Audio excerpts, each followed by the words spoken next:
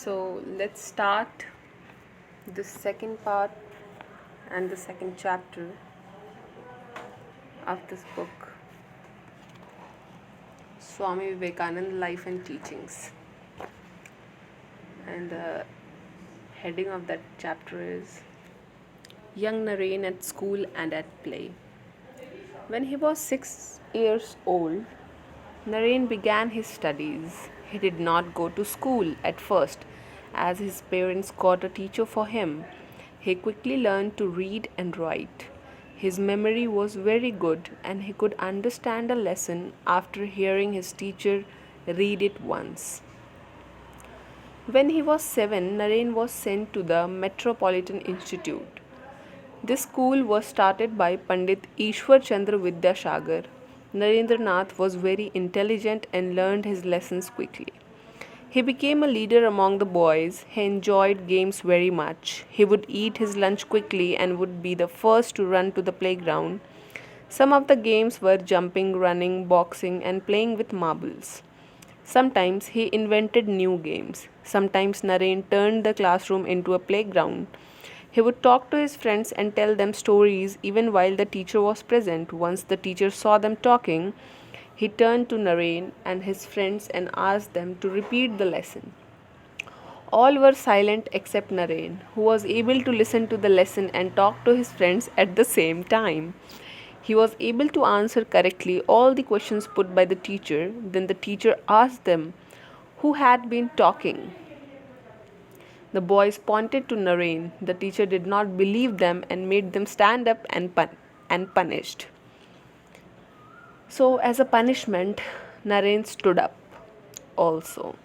The teacher told him that he need not stand, but Naren continued to do so. He said, I must, for it was I who was talking.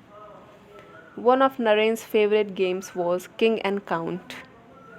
So, Naren, of course, was always the king. The court was held on a flight of stairs leading from the courtyard to the worship room. Naren took the highest step for his royal throne. He would then appoint his officials. One boy would be made prime minister and other the commander in chief of the armies. Some were made tributary princes or other government officers. Then they took their places on the lower step according to their rank. In this way, Naren the king held the court. As king, he gave orders, settled disputes, or put down rebellions. No one was allowed to disobey the king's orders. Sometimes he would order severe punishments to be given to a supposed rebel. The rebel would try to escape, but the king's men would chase him around the house and would finally capture him amidst much noise and excited shouting. Naren liked animals very much. He would play with the family cow.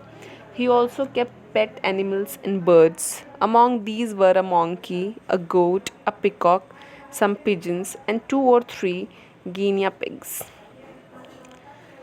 The coachman was special friend of Naren, and he would often be found having intimate talks with him.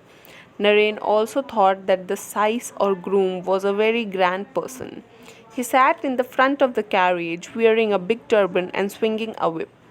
Naren sometimes said that when he grew up he would like to be a Sikh. He tried to his hands at many games. Once in a while he played at cooking as well. He bought vegetables and spices and cooked various dishes. He was really a good cook. Another time he organized a group of boys to stage plays. Then he became interested in physical exercise. He first started a gymnasium in his own courtyard and later joined the gymnasium of a neighbor. He took lessons in fencing, lathi play, wrestling, and other sports. Once Naren and his friends were trying to set up a heavy trapeze. It was a difficult job for young boys. But though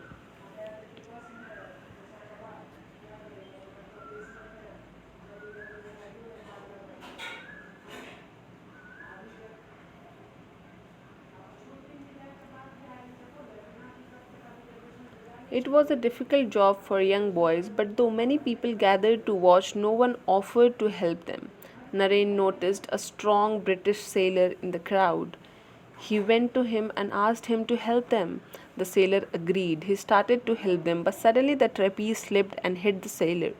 He fell down unconsciously. Most of the people thought the sailor had been killed and ran away from the scene, but Narain, one of the two of his friends, stayed to help the sailor.